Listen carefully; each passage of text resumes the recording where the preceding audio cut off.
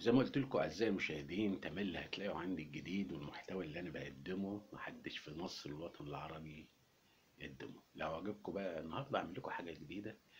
سرقه الاغاني. الفنان جورج وسوف سرق الاغنيه من فريد الأطرش، راح فريد الأطرش سرق اغنيه جورج وسوف. هنشوف بقى اغنيه جورج وسوف اللي سرقها من فريد الأطرش اللي ايه. لأكتب أوراق الشجر، سافر حبيبي وهجر.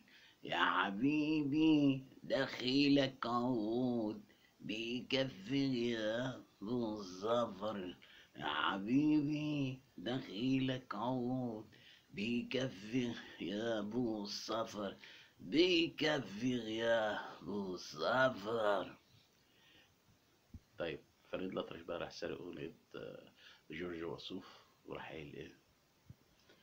كلام الناس لا بيقدم ولا يأخر، كلام الناس ملامة وحيلة مش أكتر. وليه يا حبيبتي يسمعهم، ما أنا عاشق بسمعهم. عيوني ما حد يسمعهم، وأنا دلوقتي بتأثر بكلام الناس.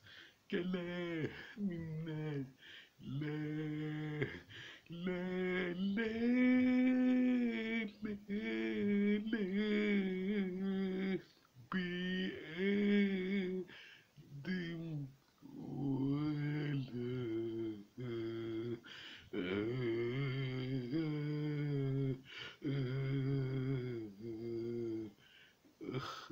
يلا، واجيبكم الفيديو بقى، اشتركوا في القناة ولايك وشير وشكرا.